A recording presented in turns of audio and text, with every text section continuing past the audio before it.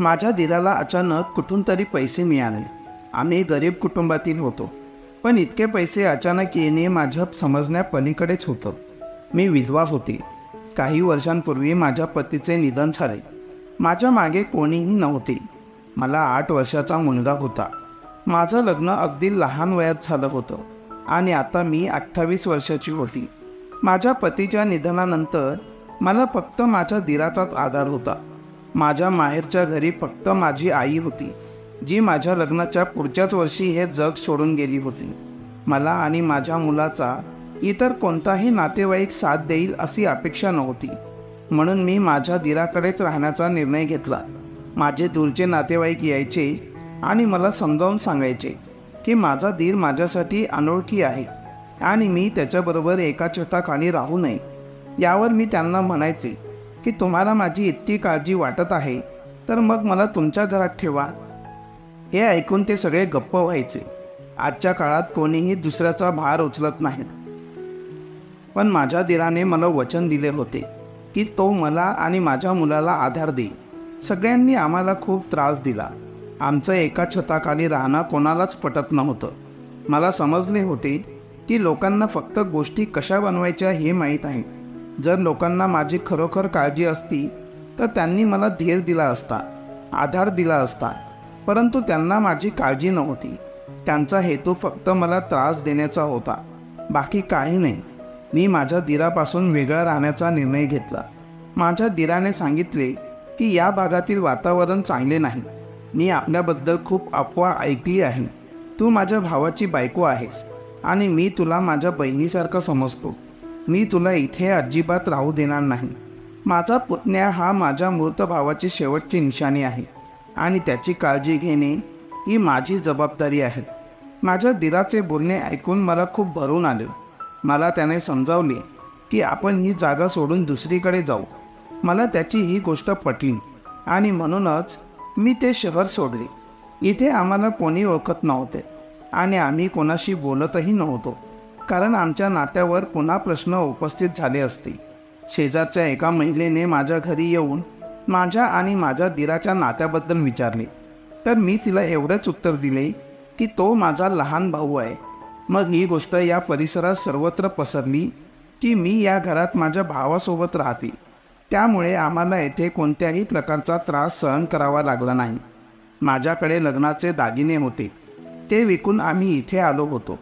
त्यानंतर माझ्या दिराने एक व्यवसाय सुरू केला आणि त्याचा व्यवसाय झेप घेत वाढला. घरात भरपूर पैसा येऊ लागला. मी माझ्या दिराला त्याच्या व्यवसायाबद्दल अनेक वेळा विचारले, पण प्रत्येक वेळी त्याने मला उत्तर देणे टाळले. मग मी पण फारशी चौकशी केली नाही. पैसे येत होते, ते माझ्यासाठी पुरेसे होते. माझा दीर एक चांगला माणूस होता. मला त्याच्याकडून कोणत्याही चुकीच्या कामाची अपेक्षा नव्हती, त्यामुळे मी जास्त चौकशी केली नाही. माझ्या दिराचा व्यवसाय खूप जोरात चालला होता आणि त्याला खूप पैसे देखील मिळत होते. त्यानंतर आम्ही हाही परिसर सोडला आणि एक मोठे घर विकत घेतले. आता आम्ही मोठ्या घरात राहू लागलो. आमची जीवनशैली श्रीमंतांसारखी झाली होती. उत्पन्न जास्त असल्याने आणि सर्व नातेवाईक गरीब असल्याने ते पुन्हा पुन्हा आमच्या घरी येऊ लागले. माझ्या दिराचे लग्न झाले नव्हते. माझ्या दिराचे पैसे पाहून सर्वांचे डोळे चमकू लागले आणि त्यांच्या डोळ्यात मला माझ्याबद्दलची चीड दिसत होती. दिरासोबत राहण्यावर ज्यांचा कधीच आक्षेप नव्हता ते आता आणखी जोरात बोलू लागले होते. दिराशी लग्न कर, नाहीतर वेगळी राहा, असंही काहींनी सांगितलं. परंतु माझ्या दिराने मला सांगितलं की तू लोकांकडे लक्ष देऊ नकोस. मी तुला माझी मोठी बहीण मानतो, त्यामुळे लोक काय म्हणतील ते बोलू दे. या मोठ्या घरात आल्यानंतर मी एक मोलकरीण ठेवली, जी नेहमी आमच्यासोबत राहायची. म्हणजे आता मी घरी एकटी राहत नव्हते. श्रीमंत झाल्यावर दिराने दुसरे काम सुरू केले. दर महिन्याला तो 50 मुलींची लग्न लावून देत होता. त्या मुली अतिशय गरीब कुटुंबातील होत्या. शिवाय लग्न झाल्यावर माझा दीर त्या जोडप्याला हनीमून ऐवजी तीर्थयात्रेला पाठवायचा आणि सर्व खर्च स्वतः उचलायचा. माझ्या दिराचा या कामाचा मला खूप आनंद होत होता. पण विचित्र गोष्ट अशी होती की मुलगी तीर्थयात्रेला जायची तेव्हा ती विधवा होऊन परत यायची. मला हे सर्व विचित्र वाटत होतं, कारण हे प्रत्येक मुलीसोबत होऊ लागलं होतं. या गोष्टीने माझा दीरही अस्वस्थ झाला होता, कारण तो चांगल्या मनाने गरीब मुलींची लग्न लावून त्यांना तीर्थयात्रेला पाठवायचा. मात्र मागचे काही दिवस हा विचित्र प्रकार घडू लागला होता. माझ्या दीराने मला सांगितले की जे काही आता घडत आहे ते कोणत्याही मुलीला कळू देऊ नको. मला माझ्या दीराचे बोलणे फार विचित्र वाटले. माझ्या मते मुलींना कळायला हवं होतं की तीर्थयात्रेला गेल्यानंतर ती मुलगी विधवा होते. मी माझ्या दीराला समजावून सांगण्याचा प्रयत्न केला की तीर्थयात्रेवरून परत येताना आपल्या नवऱ्याचा मृत्यू होतो, हे आधी त्या मुलीला कळायला हवं. पण माझं हे बोलणं ऐकल्यावर आयुष्यात पहिल्यांदाच माझ्या दीराला माझ्यावर राग आला. त्याच्या या वागण्याचं मलाही आश्चर्य वाटलं. आजच्या आधी माझा दीर माझ्याशी असा कधीच वागला नव्हता. माझ्याशी उद्धटपणे वागून माझा दीर तेथून निघून गेला. माझ्या दीराला काय झालं आहे याबद्दल मी चिंतेत असताना मी माझ्या मुलाला खायला दिलं आणि झोपवलं. परंतु माझी स्वतःची झोप मात्र उडाली होती, कारण माझ्या दीराची वृत्ती दिवसेंदिवस विचित्र होत चालली होती. माझ्या दीराला मी नेहमी शांतपणे बोलताना पाहिलं होतं, पण गेले काही दिवस माझ्या दीराचं जे रूप माझ्या समोर येत होतं ते मला काही पटण्यासारखं नव्हतं. आता माझा दीर दिवसेंदिवस अधिकच उद्धट होत चालला होता. रात्री मी माझ्या दीराची वाट पाहत होते, परंतु तो अजून घरी परतला नव्हता. तो काहीतरी चुकीचं करतोय असा संशय मला आता येऊ लागला होता, कारण दिवसेंदिवस इतका पैसा घरात येत होता. आता मला मुलींना तीर्थयात्रेला पाठवण्यामागचं वास्तव आणि त्यांच्या नवऱ्याचा मृत्यू यामागचं रहस्य शोधून काढायचं होतं. त्या रात्री तो घरी परतला नाही, पण पुढील 3 दिवस तो घरी परतलाच नाही. याआधी असं कधीच घडलं नव्हतं की माझा दीर 3 दिवस आणि 3 रात्री घरी परतलाच नाही. मी या संदर्भात विचार करत असताना दुपारी बाहेर कोणीतरी आल्याचा आवाज आला. मी माझ्या खोलीतून बाहेर आली तर समोर माझा दीर होता. त्याला पाहून मला आश्चर्य वाटलं, कारण माझा दीर नशेत होता. आजपर्यंत मी माझ्या दीराला कधीही नशा करताना पाहिलेलं नव्हतं, त्यामुळे माझा दीर नशेत आला होता. हा माझ्यासाठी मोठा धक्का होता. माझ्या दीराची पावले अडकळत होती आणि तो माझ्या दिशेने येत होता. अचानक तो माझ्याजवळ आला आणि येताच तो माझ्या पाया पडला. मला आश्चर्य वाटले की अचानक याला काय झालं आहे. त्याची प्रकृती अत्यंत वाईट होती. कदाचित त्याने खूप दारूही प्यायली होती. तो अजिबात शुद्धीवर नव्हता, परंतु अचानक रडायला लागला. मला प्रश्न पडला की तो का रडत आहे.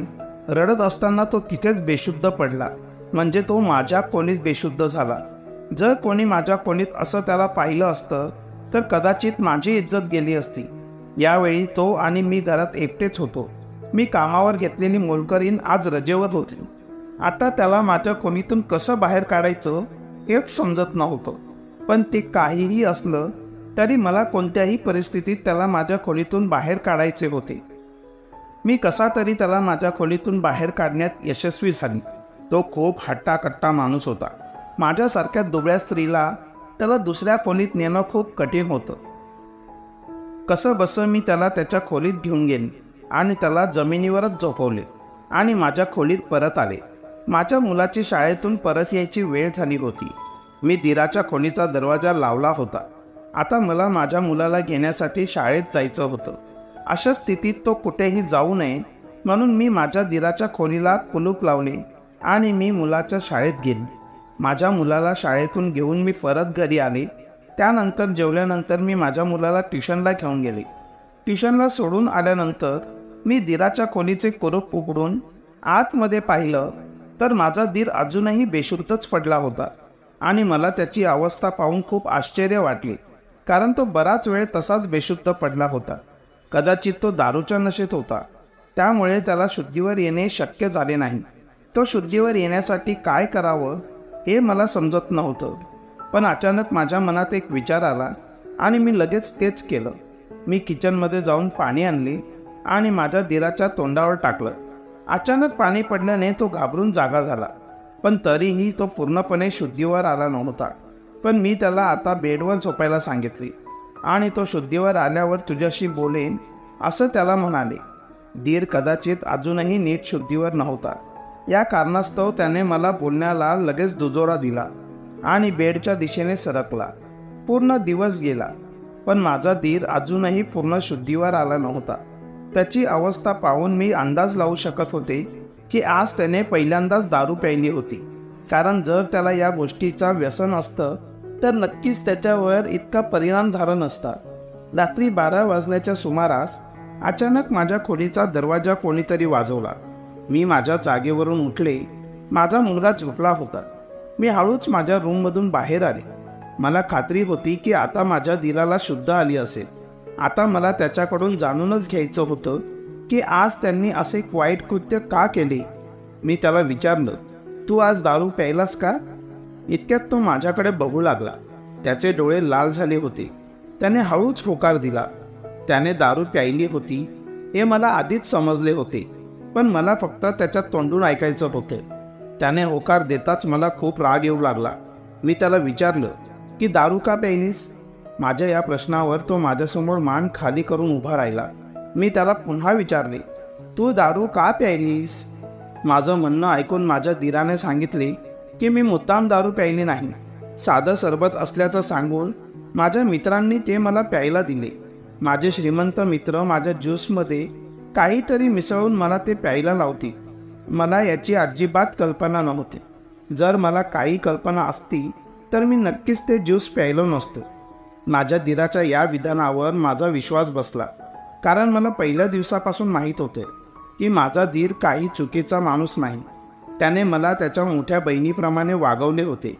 मी त्याला समजावले की अशा श्रीमंत मित्रांच्या नांदी लागू नको, पण माझ्याकडून हे ऐकून त्याने अचानक डोकं वर काढलं आणि मग तो जे काही बोलला ते ऐकून मला धक्काच बसला. एवढं बोलून तो निघून गेला. निघताना असंही सांगून गेला की मी आता जवळपास आठवडाभर घरी येऊ शकणार नाही, कारण त्याला एक मोठा प्रोजेक्ट मिळाला आहे. तो त्याला पूर्ण करायचा आहे. मला त्याला विचारायचं होतं की तो काय काम करतो ज्यामुळे त्याला इतके पैसे मिळतात, आणि कोणता प्रोजेक्ट आहे जो त्याला आठवड्याभरात पूर्ण करायचा आहे. पण माझे म्हणणे ऐकण्याआधीच तो तेथून निघून गेला. त्याने जे सांगितले ते मला अस्वस्थ करणारं होतं, कारण तो म्हणाला की त्याच्या श्रीमंत मित्रांमुळेच त्याच्या घरात इतकी संपत्ती येत आहे आणि आता तो कोणत्याही किमतीत हे काम सोडू शकत नव्हता. कारण हे काम अंगीकारणे खूप सोपे आहे, परंतु या कामातून बाहेर पडणे फार कठीण आहे. त्याचे शब्द अजूनही माझ्या कानात गुंजत होते. आज पूर्ण 3 दिवस झाले, पण दीराचा पत्ता नव्हता. माझा दीर कुठे गेला आहे आणि तो काय काम करतो हे मला माहीत नव्हतं. मी फक्त विचार करत राहिले की तो कोणत्या प्रकारचे काम करतो, पण उत्तर सापडले नाही. आठवडाभरानंतर माझा दीर घरी परतला. तेव्हा मी त्याला विचारले की तो आठवडाभर कुठे गेला होता. तेव्हा त्याने आठवडाभर दुबईला गेल्याचं सांगितलं. त्याच्याकडून हे ऐकून मला धक्काच बसला, कारण त्याने मला सांगितलंही नव्हतं की तो शहराबाहेर जात आहे, आणि हे त्याच्या आयुष्यात पहिल्यांदाच घडत होतं की तो देशाबाहेर गेला होता. आजच्या आधी तो देशात राहून काम करत होता. देशातच दुसऱ्या शहरात जायचा तरी आधी मला कळवायचा की तो कामासाठी दुसऱ्या शहरात जात आहे. पण आज त्याने मला जे सांगितले त्याने मी आश्चर्यचकित झाले, कारण दुसऱ्या देशात जाणे इतकं सोपं काम नाही. मी त्याला विचारलं की तू आठवडाभर दुबईत काय केलंस. माझं म्हणणं ऐकून त्याने मला एक अतिशय सुंदर सोनेरी हार दिला, जो पाहून माझे डोळे चमकले, कारण रात्रीच्या वेळी सोन्याचा हार सुंदर प्रकाशात चमकत होता. तो हार बघूनच समजत होतं की तो खूप महागातला असेल. मी माझ्या दिराला विचारले की त्याने हे कुठून आणले आहे, तर तो म्हणाला की दुबईतील एका व्यक्तीने ते त्याला गिफ्ट दिले आहे. त्याचं बोलणं ऐकून मला आश्चर्य वाटले. विनाकारण एवढी महागडी भेट कोणी का देईल? मला त्याला कारण विचारायचे होते, परंतु माझा दीर तो हार कसा आणला काहीच सांगायला तयार नव्हता. मग मी माझ्या दीराला स्पष्ट सांगितले की तू काय काम करतोस याविषयी काही सांगेपर्यंत मी हा हार घेणार नाही. तर माझ्या या धमकीने माझा दीर नाराज झाला आणि तो हार घेऊन तेथून निघून गेला. आज मला खूप वाईट वाटलं, कारण आजच्या आधी माझ्या दीराने कधीच माझी आज्ञा मोडली नव्हती, आणि आज तो असाच कोणत्याही प्रश्नाचं उत्तर न देता निघून गेला. वेळ हळूहळू जात होता आणि या संपूर्ण घटनेला वर्ष झालं होतं. आता माझा दीर अनेक वेळा देशाबाहेर जाऊ लागला होता. आधी दुबई, तर कधी इतरत्र. मी विचारलं की तो म्हणायचा, काळजी करू नकोस, तुला हवी असलेली प्रत्येक गोष्ट घरी बसून येईल. परंतु तो काहीतरी चुकीचं करतोय याची मला खात्री पटली होती. एके दिवशी मी त्याच्याकडे मला तीर्थयात्रेला पाठव असा आग्रह धरला. माझं बोलणं ऐकून आधी त्याला आश्चर्य वाटलं, पण नंतर त्याने मान हलवून होकार दिला. परंतु मला एकटीलाच तीर्थयात्रेला पाठवायचं मात्र तो विसरून गेला. त्याने चुकवून मला सुद्धा त्याच मुलींसोबत तीर्थयात्रेसाठी पाठवलं. पण जेव्हा मी तीर्थक्षेत्री पोहोचले तेव्हा समोरील दृश्य पाहून माझ्या तर पायाखालची जमीनच सरकून गेली. कारण मी तीर्थक्षेत्रेला पोहोचलेच नव्हते. मी तर त्या मुलींसोबत दुबईला पोहोचले होते. माझ्या दिराने मला तिथे पाहिले आणि गुपचूप त्या मुलींपासून मला वेगळं केलं आणि मला पुन्हा भारतात पाठवून दिले. जाताना त्याने मला सांगितलं की तो आणखी काही दिवस दुबईत राहणार आहे आणि घरी आल्यावर हे सर्व काय चालू आहे ते सविस्तर सांगणार आहे. 2च दिवस झाले होते की अचानक माझ्या घराचा दरवाजा वाजला. मला आश्चर्य वाटलं, कारण आमच्या घरी कोणी ये जा करत नव्हते. मी दार उघडलं तर समोरचं दृश्य पाहून मी जोरात किंचाळले, कारण माझा दीर रक्ताने भिजलेला माझ्यासमोर उभा होता. त्याचा पांढरा शर्ट रक्ताने माखलेला होता आणि त्याच्या चेहऱ्यावरही रक्त होतं. त्याच्या कपाळातून रक्ताचे थेंब टपकत होते आणि ते थेंब घरातील फरशीवर पडत होते. मी ताबडतोब दार पूर्णपणे उघडलं आणि दिराला आतमध्ये घेतलं. मी लगेचच डॉक्टरांना फोन केला आणि काही मिनिटातच डॉक्टर घरी हजरही झाले. डॉक्टरांनी माझ्या दिराच्या सर्व जखमा साफ केल्या आणि त्या जखमांना औषध लावलं. दिराला झोपेचं औषध दिलं व त्यानंतर डॉक्टर तेथून निघून गेले. मी माझ्या दिराकडे अगदी व्यथित नजरेने पाहत होते. दुसऱ्या दिवशी सकाळी जेव्हा दिराचे डोळे उघडले तेव्हा मी त्याला विचारले की तू तर दुबईमध्ये होतास, मग अचानक इकडे कसा आलास? माझ्याकडे बघून तो हसला आणि म्हणाला, मी जे काही चुकीचं वागलो आहे त्याचेच वाईट परिणाम आहेत. हे मला भोगायचेच होते. मी चुकीच्या मार्गाला लागलो होतो, त्यामुळे त्याची शिक्षा मला भोगावीच लागणार होती. माझ्या पापांची शिक्षा मला या जन्मातच मिळाली. हे माझं भाग्य आहे. मी परमेश्वराकडे प्रार्थना केली होती की मी जे काही पाप करत आहे त्याची शिक्षा मी जिवंत असतानाच मला दे, कारण मेल्यानंतर मिळणारी शिक्षा ही खूप कठीण असते. आणि देवाने माझं म्हणणं ऐकलं. मी माझ्या दिराला विचारलं की तू असं कोणतं चुकीचं काम करत आहेस? तेव्हा दिराने मला सांगितलं की मी मुलींची लग्न करत नाही, तर मी दुबईतील एका टोळीसाठी काम करत आहे. मी गरीब कुटुंबातील मुलींना फसवून माझ्या बॉसच्या माणसांशी त्यांचे लग्न लावतो आणि लग्नानंतर तीर्थयात्रेच्या नावाखाली त्यांना दुबईला पाठवून देतो. त्या मुली दुबईला पोहोचतात, त्यांची विक्री करण्यात येते. 1-1.5 आठवडा त्यांचा वापर केल्यानंतर पती मरण पावले असं सांगून त्यांना परत पाठवण्यात येते. खुद्द मुलींनाही त्यांच्याबरोबर काय होत आहे हे कळत नाही, कारण लग्न लावताना मुलाचा चेहरा त्या मुलीला दाखवला जात नाही. 1-1.5 आठवडा मुलगी ज्या माणसाला विकली गेली आहे त्या माणसासोबत राहते व जेव्हा त्या माणसाची इच्छा भागते तेव्हा तो त्या मुलींना सोडून देतो व त्यानंतर त्या मुली परत भारतात येतात व त्यांना सांगितलं जातं की त्यांचा नवरा मेला आहे. माझ्या बॉसची माझ्यासारखी विविध देशात माणसं विखुरलेली आहे व त्या सर्वांचं हेच काम आहे व ह्या कामाचे मला प्रचंड प्रमाणात पैसे मिळतात. आम्ही त्या गरीब मुलींना लग्नाचं आमिष दाखवून दुबईला पाठवायचं आणि तिथे त्यांचं काय व्हायचं हे खुद्द मुलींनाही समजत नव्हतं, कारण ज्या लोकांसोबत त्या राहत होत्या त्यांना असंच वाटायचं की तो त्यांचा नवराच आहे, पण प्रत्यक्षात तो त्यांचा नवरा नसायचा. उलट तो माणूस त्या मुलीला विकत घ्यायचा आणि त्याची इच्छा पूर्ण झाल्यावर तो तिला सोडून द्यायचा. आणि जेव्हा हे माझ्या लक्षात आलं की मी हे खूप मोठं पाप केलं आहे, तेव्हा मी त्या दुबईच्या बॉसची माफी मागितली आणि त्याला सांगितलं की आता यापुढे हे काम करणार नाही. तेव्हा त्या बॉसने त्याच्या माणसांना माझ्यावर हल्ला करण्यासाठी पाठवलं आणि मला ठार मारण्याचा प्रयत्न केला, परंतु त्याच्या तावडीतून सुटून मी कसाबसा तिथून पळ काढला. माझ्या दिराचे हे शब्द ऐकून मला त्याचा खूपच राग येऊ लागला, कारण त्याने 1-2 नव्हे तर असंख्य मुलींचे आयुष्य उद्ध्वस्त केले होते. या क्षणी मला त्याच्या मुस्कटात मारण्याची इच्छा होत होती. त्याला माफ करण्याची माझी मुळीच इच्छा नव्हती. मी ताबडतोब पोलिसांना फोन करून त्याला पोलिसांच्या ताब्यात दिले. माझ्या दिराने त्याचा गुन्हा ताबडतोब कबूल केला. कोर्टाने त्याला जन्मठेपेची शिक्षा सुनावली. मी ते घरही सोडले, कारण ते घर कष्टाच्या पैशांचे नव्हते, हे तर वाईट कर्माचे घर होते. त्यामुळे मी माझ्या मुलाला घेऊन एका भाड्याच्या घरात राहू लागले. या सर्व प्रसंगातून मला एक गोष्ट नक्की समजली की माणसाच्या वाईट कर्माचे फळ हे त्याला या जन्मीच भोगावे लागते. मित्रांनो, तुम्हाला कथा कशी वाटली कॉमेंट करून नक्कीच कळवा. थँक्यू.